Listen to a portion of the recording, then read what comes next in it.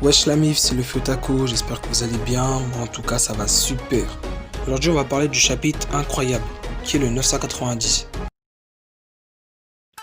Ce chapitre-là commence déjà très fort, avec Sasaki qui se libère et qui n'en revient pas de se faire trahir par Denjiro, qui nous laissera croire un futur combat avec ce dernier. J'ai remarqué aussi que Big Mom, à chaque fois qu'elle fait un Ikoku, elle détruit un arbre. Sa technique ressemble beaucoup à l'attaque combinée de Dori et Brogy, les deux guerriers géants.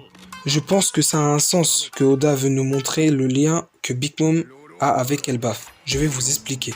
Pour moi, Big Mom veut relier son armée avec Elbaf pour la seule raison que le royaume d'Elbaf détient l'arme antique Uranus. Parce que Big Mom a bien affirmé que si elle avait rallié son armée à celle d'Elbaf, elle serait devenue invincible. Je ne pense pas qu'une simple armée de géants pourrait faire quelque chose à un empereur. Et si l'arme antique cachée serait un arbre? Pas n'importe quel arbre, mais l'arbre qui est à l'origine des fruits du démon. Mais on rentrera dans les détails pour une future vidéo. Et aussi on a Kaido qui reste toujours planté, sans bouger, alors que la bataille fait rage.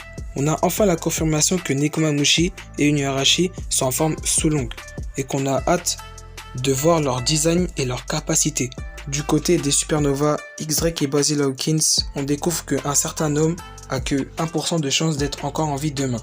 Il est interrompu par l'appel de King. On a appris aussi que Wozuo a une affaire à régler avec Queen. Peut-être une histoire de vengeance, que Queen a décimé tout son ancien équipage de Woz. Oublions pas que tous les Tobiropo sont des anciens capitaines pirates. Alors que la bataille fait rage dans le champ de bataille, un des Numbers attaque les Mugiwara. Zoro riposte en tranchant son kanabo, Jinbei rattrape un bout de kanabo.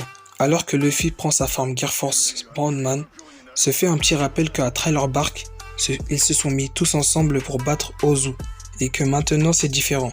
Yogoro fait la grosse réflexion en prononçant que Luffy, en Gear Force, ressemble à un Miyo, une divinité japonaise. X-Drake, après s'être fait découvert, décida de s'enfuir et mit KO avec Luffy tous deux un number chacun, qui est vraiment incroyable. X-Drake a enfin un seul espoir, se rendre aux côtés de Luffy, en même temps qu'il se remémore de ce que Kobe a dit à propos de Luffy, que c'est une personne incroyable. C'est la fin de cette mini-review. Si tu as kiffé, oublie pas de liker, partager, commenter et de vous abonner pour faire partie de l'équipage. C'était le Futaku. Peace.